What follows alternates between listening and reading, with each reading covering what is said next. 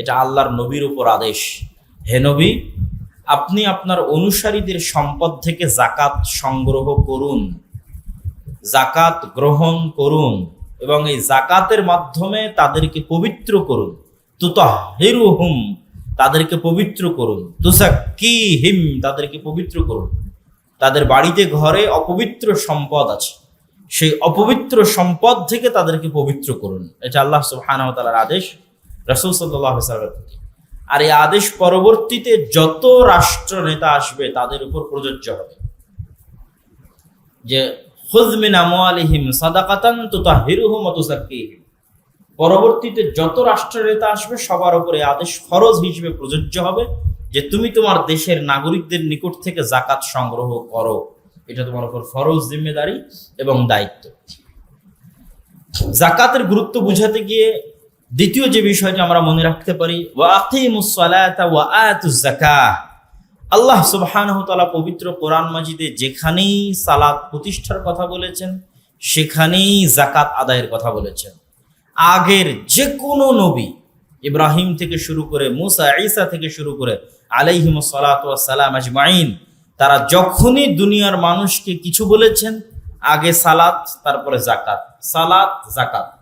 ঈসা আলাইহিস সালাম সংক্রান্ত যত আয়াত আছে, বনু ইসরাইল সংক্রান্ত যত আয়াত আছে, সেগুলো তো খুলে দেখেন আল্লাহ সুবহানাহু ওয়া তাআলা জাকাতের কথা বলছেন।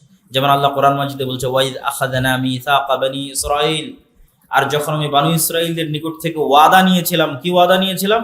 ওয়া আকিমুস সালাতা ওয়া আতুজ যাকাত, তোমরা সালাত কায়েম করবে এবং যাকাত আদায় করবে। তো সালাত কায়েম করা এবং যাকাত আদায় করা পৃথিবীর সকল নবীর সকল দিনের মৌলিক দুটো হুকুমের অন্তর্ভুক্ত। একটার থেকে আর একটা কখনোই আলাদা করা হয়নি। কোরআন মাজিদে যেখানে আয়াত এসেছে সালাত আদায় করো, সেখানে যাকাত আদায় করো। এটি প্রমাণ বহন করে যে যাকাত কত গুরুত্বপূর্ণ এবং কত জরুরি ইবাদত। যাকাত আদায় করা সম্পর্কে বলতে গিয়ে আল্লাহ সুবহানাহু ওয়া তাআলা কোরআন মাজিদে বলছেন, ওয়াল্লাযীনা ইয়াকনিজুনা আয-যাহাবা ওয়াল ফিদ্দাহ, যারা স্বর্ণ এবং রৌপ্য জমা করে রাখে এবং এই স্বর্ণ এবং রৌপ্যের যাকাত প্রদান করে না, ফাবাশশিরহুম বিআযাবিন আলীম, তাদেরকে কঠোর ও কঠিন আযাবের সুসংবাদ দিন। টিটকারি করে বলা হচ্ছে, ঠাট্টা করে বলা হচ্ছে যে যারা তাদের সম্পদের যাকাত বের করছে না তাদেরকে কঠোর ও কঠিন আযাবের সুসংবাদ দিন, মধুর সুসংবাদ, যে তোমাদের জন্য সুসংবাদ, তোমরা যারা যাকাত আদায় করছো না তাদের জন্য রয়েছে কঠোর ও কঠিন শাস্তি। এটা তোমাদের জন্য সুসংবাদ। আল্লাহ সুসংবাদ দিতে বলছেন ঠাট্টার মাধ্যমে, টিটকারির মাধ্যমে। কি হবে কিয়ামতের মাঠে? ইয়াউমা ইউহমা আলাইহা ফি নারি জাহান্নাম, সেই দিন এই স্বর্ণ এবং চাঁদিগুলোকে জাহান্নামের আগুনে গরম করা হবে। ফাতুকওয়া বিহা জিবাহুহুম ওয়া জুনুবুহুম ওয়া দুরুহুম, এই গরম চাঁদি এবং স্বর্ণ দিয়ে ছ্যাঁক দেওয়া হবে তাদের পার্শ্বদেশ এবং তাদের পৃষ্ঠদেশ, এবং বলতে থাকা হবে হাযা মা কানাজতুম লিআনফুসিকুম, এটাই সেই সঞ্চিত সম্পদ যা তোমরা নিজেদের জন্য সঞ্চয় করেছিলে কিন্তু যাকাত প্রদান করনি। ফাযুকু মা কুনতুম তাকনিজুন, অতএব আজকে দেখো কেমন মজা লাগে, কেমন স্বাদ লাগে, কেমন মিষ্টি লাগে তোমার সম্পদ। যুকু, স্বাদ আস্বাদন করো, এটাও ঠাট্টা করে বলা। ফাবাশশিরহুম বিআযাবিন আলীম, যেমন ঠাট্টা করে বলা হয়েছে যে সুসংবাদ দাও কঠোর ও কঠিন শাস্তির, এটাও আল্লাহ ঠাট্টা করে বলছেন দেখো কেমন স্বাদ তোমার এই স্বর্ণ এবং তোমার এই রৌপ্যের, কেমন স্বাদ তা আজকে একটু আস্বাদন করে দেখো, আজকে একটু আর মজাটা নিয়ে দেখো, আজকে একটু এটা ভোগ করে দেখো কেমন লাগে। অথচ দেওয়া হচ্ছে আযাব, কিন্তু বলা হচ্ছে স্বাদ, বলা হচ্ছে মজা, বলা হচ্ছে ভোগ, বলা হচ্ছে আনন্দ। عن ابي هريره رضي الله تعالى عنه انه قال قال رسول الله صلى الله عليه وسلم من آتاه الله مالا فلم يؤد زكاته, আল্লাহ যাকে ধন সম্পদ দিয়েছেন কিন্তু সে তার ধন সম্পদের যাকাত দিল না, মুসিলা লাহু মালুহু ইয়াউমাল কিয়ামাতি শুজাআন আকরা লাহু যাবিবাতান ইতাউবিকুহু ইয়াউমাল কিয়ামাহ, তার ধন সম্পদকে কিয়ামতের মাঠে সাপে রূপান্তর করা হবে, বিষাক্ত সাপে। এই সাপ তাকে পেঁচিয়ে ধরবে এবং এই সাপের বিষাক্ত ছোবল থাকবে। সে তার দুই পাশের মুখ দিয়ে তাকে ছোবল মারতে থাকবে আর বলতে থাকবে, আনা মালুক আনা কানজুক, আমি তোমার সেই সঞ্চিত সম্পদ যাকে তুমি দুনিয়াতে জমা করে রেখেছিলে, জাকাত আদায় করনি। আমি তোমার সেই সঞ্চিত মাল যাকে তুমি জমা করে রেখেছিলে, জাকাত আদায় করনি। এবং সে কোরআনের একটি আয়াত ওই সময় রাসূল সাল্লাল্লাহু আলাইহি সাল্লাম পাঠ করলেন, ওয়ালা ইয়াহসিবান্নাল্লাযীনা ইয়াবখালুনা বিমা আতাহুমুল্লাহ মিন ফাদলিহি, যারা আল্লাহর দেওয়া সম্পদ, আল্লাহ তাদেরকে যে রুজি দিয়েছেন, রিজিক দিয়েছেন, এই সম্পদ জমা করে রেখে যারা মনে করছে তারা ভালো কিছু করছে, তারা জেনে রাখুক বাল হুয়া শাররুল লাহুম, এটা তারা ভালো কিছু করছে না, বরং এটা তাদের জন্য অকল্যাণ। সায়ুতাওয়াকুনা মা বাখিলু বিহি ইয়াউমাল কিয়ামাহ, তাদের এই সম্পদ সাপের আকৃতি ধারণ করে কিয়ামতের মাঠে তাদের গলায় পেঁচিয়ে দেওয়া হবে। ওয়ালিল্লাহি মিরাসুস সামাওয়াতি ওয়াল আরজ, মূলত দুনিয়া এবং আসমান এবং জমিনের সকল সম্পদের প্রকৃত মালিক কে? আল্লাহ।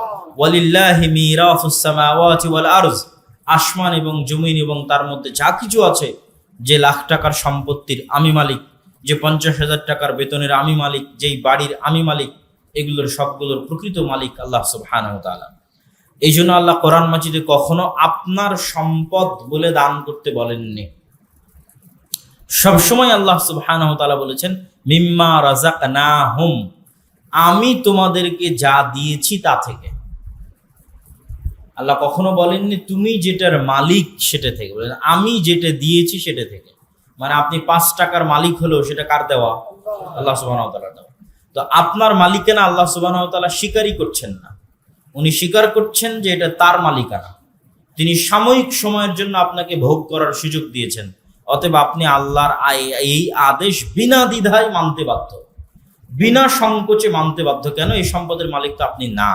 আপনার কষ্ট কখন লাগবে? যখন মনে করবেন যে আপনি এই সম্পদের মালিক। আর যখন ভাববেন যে না, এই সম্পদের মালিক আপনি না, আল্লাহ দিয়েছে, যে কোনো মুহূর্তে নিয়ে যেতে পারে, তখন যাকাত আদায় করতে এবং দান করতে আপনার কষ্ট হবে না। সম্মানিত উপস্থিতি, যাকাত সম্পর্কে রাসূল সাল্লাল্লাহু আলাইহি ওয়াসাল্লাম এক লম্বা হাদিস, আমরা সেই লম্বা হাদিসের পরিপূর্ণ অনুবাদ না করে একটা অংশের অনুবাদ করব। রাসূল সাল্লাল্লাহু আলাইহি ওয়াসাল্লাম বলেন, মা মিন সাহিবি যাহাবিন ওয়ালা ফিদ্দাতিন লা ইউআদ্দি মিনহা হাক্কাহা, কোন স্বর্ণের মালিক, কোন রৌপ্যের মালিক, কোন উটের মালিক, কোন গরুর মালিক, কোন ছাগলের মালিক, কোন ধন সম্পদের মালিক, যার উপর যাকাত ফরজ কিন্তু সে তার যাকাত প্রদান করছে না, ইল্লা ইযা কানা ইয়াউমুল কিয়ামাহ, কিয়ামতের মাঠে তারা আসবে, তাদের সাথে কি হবে? এক এক জনের সাথে এক একটা হবে। যেমন যে স্বর্ণ ও রৌপ্যের মালিক, তার সাথে কি হবে?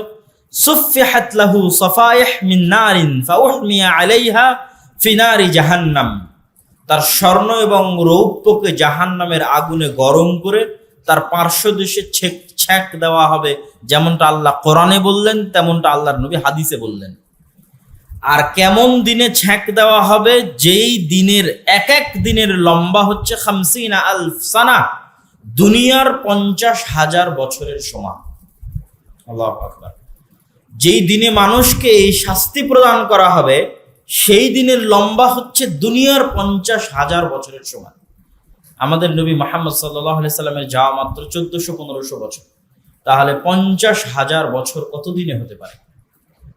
তাহলে কিয়ামতের এই একদিনের শাস্তি হবে দুনিয়ার 50,000 বছরের শাস্তির সমান। যারা উটের মালিক, গরুর মালিক, ছাগলের মালিক, তাদের কি হবে?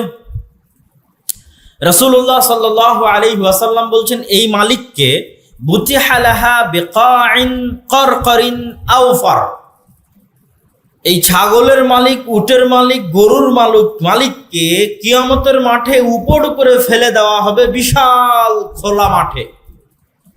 বিশাল খোলা মাঠে উটের, ছাগলের, গরুর মালিককে উপর করে ফেলে দেওয়া হবে।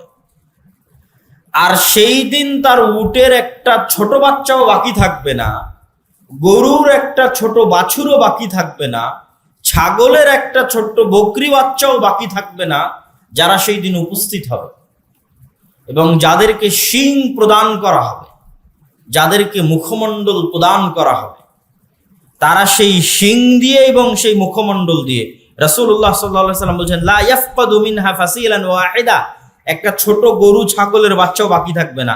তাতাউহা বিআখফাফিহা, তার পায়ের খুর দিয়ে মালিককে পিষতে থাকবে। ওয়া তাউযুহু বিআফওয়াহিহা, এবং মুখমণ্ডল দিয়ে কামড়াতে থাকবে, আর শিং দিয়ে গুতা মারতে থাকবে। কুল্লামা মাররা আলাইহি উলাহা রুদ্দা আলাইহি উখরাহা, প্রত্যেকবার যখন একবার করে যাওয়া শেষ হবে তখন আর একবার করে আসবে, একবার করে যাওয়া শেষ হবে আর একবার করে আসবে। কতদিন চলতে থাকবে? যেই দিনের একদিনের সমান হবে 50 আলফা সানা, 50,000 বছর। এই অপমানজনক শাস্তি আল্লাহ সুবহানাহু ওয়া তাআলা তাদেরকেই দিবেন যারা দুনিয়াতে ধন সম্পদের মালিক ছিল কিন্তু যাকাত প্রদান করেনি। এই জন্য আল্লাহ সুবহানাহু ওয়া তাআলা কোরআন মাজিদে বলেছেন ওয়াল্লাযীনা ফি আমওয়ালিহিম হাক্কুম মা'লুম, যাদের সম্পদে নিশ্চিত হক ছিল ফকির আর মিসকিনের কিন্তু দেয়নি। তথা আপনি যেই সম্পদের যাকাত বের করছেন না ওইটার মালিক আপনি নন, ওইটার মালিক ফকির অথবা মিসকিন। তো আপনি তার হক জোরপূর্বক দখল করে আছেন, অন্যের হক জোরপূর্বক আপনার কাছে দখল করে রেখেছেন, এটা আল্লাহ সুবহানাহু ওয়া তাআলা নিজে বলছেন। আব্দুল্লাহ বিন আব্বাস রাদিয়াল্লাহু তাআলা আনহু থেকে বর্ণিত, তিনি বলেন একদা রাসূলুল্লাহ সাল্লাল্লাহু আলাইহি ওয়াসাল্লাম মুআদ ইবনে জাবালকে ইয়ামানে পাঠালেন। মুআদ ইবনে জাবাল রাদিয়াল্লাহু তাআলা আনহুকে ইয়ামানে পাঠাতে গিয়ে রাসূল সাল্লাল্লাহু আলাইহি সাল্লাম তাকে কয়েকটি বিষয় উপদেশ দিলেন। তার মধ্যে দ্বিতীয় গুরুত্বপূর্ণ বিষয় যে ইয়ামানের মানুষ যদি সালাত মেনে নেয়, ফাইনহুম আতাউ লিযালিক, ইয়ামানের মানুষ যদি 5 ওয়াক্ত সালাত মেনে নেয় তাহলে তাদেরকে এবার দ্বিতীয় বা তৃতীয় বড় আদেশ দিবে কি, ইন্নাল্লাহা ইফতারাদা আলাইহিম, আল্লাহ সুবহানাহু ওয়া তাআলা তাদের উপর ফরজ করেছেন সাদাকাতান তুখাযু মিন আগনিয়াইহিম ওয়া তুরাদ্দু ইলা ফুকারাইহিম, আল্লাহ তাদের উপর ফরজ করেছেন যাকাতকে, তাদের ধনীদের নিকট থেকে যাকাত সংগ্রহ করা হবে আর তাদের গরিবদের মধ্যে যাকাত বন্টন করা হবে। এই আদেশ রাসূল সাল্লাল্লাহু আলাইহি ওয়াসাল্লাম মুআদ ইবনে জাবালকে দিলেন যখন মুআদ ইবনে জাবাল ইয়ামানের উদ্দেশ্যে রওনা দিয়েছেন, এবং তাকে এটা তিনি বলে দিচ্ছেন যে তারা যদি সালাতের আদেশ মেনে নেয় তাহলে তাদের জন্য জরুরি আদেশ হচ্ছে যে তারা যাকাত আদায় করবে, এবং তাদের এই যাকাত ধনীদের মধ্যে থেকে আদায় করা হবে আর গরিবদের মধ্যে প্রদান করা হবে। সম্মানিত উপস্থিতি, রাসূলুল্লাহ সাল্লাল্লাহু আলাইহি ওয়াসাল্লাম আর এক হাদিসে স্পষ্ট করে বলেন যাকাত অনাদায়ী করলে জাতিগতভাবে আমরা কি শাস্তি এবং কি আযাবের মুখোমুখি হব। রাসূল সাল্লাল্লাহু আলাইহি ওয়াসাল্লামের হাদিস দ্বারা স্পষ্ট বোঝা যায় যে আমরা যদি যাকাত অনাদায়ী করি, আদায় না করি, তাহলে জাতিগতভাবে অনাবৃষ্টি, দুর্ভিক্ষ, قد حبس الله السماء মুনিআতিস সামা মিনাল মাতার, আসমানকে বন্ধ করে দেওয়া হবে, বাধাগ্রস্ত করে দেওয়া হবে বৃষ্টি বর্ষণ করতে, এবং দুর্ভিক্ষ দেখা দিবে, খরা দেখা দিবে। এটি হচ্ছে যাকাত অনাদায়ের জাতিগত শাস্তি। কোন জাতি যদি জাতিগতভাবে যাকাত অনাদায়ী করে তাহলে সেই জাতির উপর জাতিগতভাবে খরা, দুর্ভিক্ষ এবং অনাবৃষ্টি চাপিয়ে দিবেন আল্লাহ সুবহানাহু ওয়া তাআলা। যাকাতের গুরুত্ব বুঝাতে গিয়ে আজকের আলোচনার শেষ পয়েন্ট, আবু বকর রাদিয়াল্লাহু তাআলা আনহু যখন ক্ষমতায় আসীন হলেন তখন একদল মানুষ সালাত আদায় করবে কিন্তু যাকাত দিবে না। তখন আবু বকর রাদিয়াল্লাহু তাআলা আনহু বললেন ওয়াল্লাহি লা উকাতিলান্না মান ফাররাকা বাইনাস সালাতি ওয়াজ যাকাত, কেউ সালাত আদায় করবে আর যাকাত প্রদান করবে না তাদের বিরুদ্ধে আমি যুদ্ধ করব, লড়াই করব, মরব না হয় মারব। ওয়ালাউ মানাউনি ইকালান ইউআদ্দুনাহু ইলা রাসূলিল্লাহ, যদি কোনো ব্যক্তি, কোনো মুসলিম আল্লাহর নবীর যুগে যাকাত আদায় করতে গিয়ে উটের সাথে উটের রশিও দিয়ে এসেছে, ওসর দিতে গিয়ে চাল, গম, খেজুরের সাথে গম দিয়ে এসে, গমের সাথে গমের বস্তা, চালের সাথে চালের বস্তা দিয়ে এসেছে, আজ আমি আবু বকর আমার যুগে যদি উট গরু ছাগলের সাথে উট গরু ছাগল দেয়ার দড়িটা খুলে নিয়ে আসতে চাই, আর ধান এবং চাউল দেয় আর বস্তাটা নিয়ে আসতে চায় যেটা আল্লাহর নবীর যুগে দিত, তাহলে আমি ওই বস্তার জন্য, ওই দড়ির জন্য যুদ্ধ করব।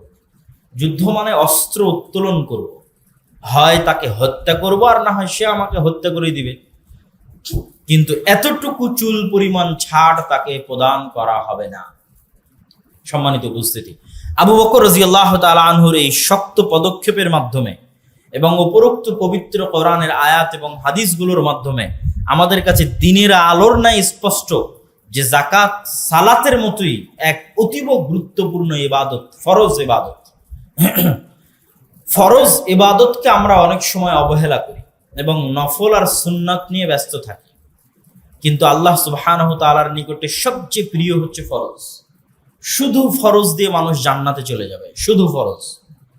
আপনি 1 টাকাও যদি দান না করেন, শুধু আপনার উপর ফরজ হওয়া যাকাত আদায় করেন, আপনি 1 ওয়াক্ত 1 রাকাতও যদি সুন্নাত এবং নফল সালাত আদায় না করেন, কি তারাবি কি তাহাজ্জুদ যদি শুধু ফরজ আদায় করেন, তাহলে এই ফরজ ইবাদত দিয়ে আপনি জান্নাতে চলে যাবেন, কেউ বাধা দিতে পারবে না।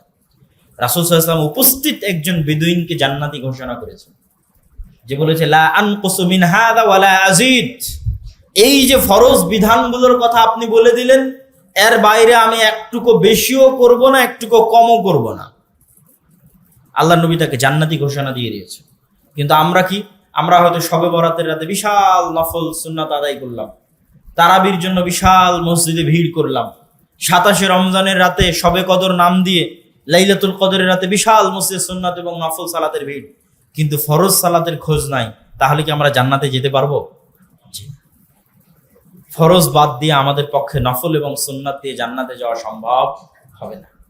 ঠিক তেমনি আমরা দান সাদকার বিষয়ে খুবই অগ্রগামী।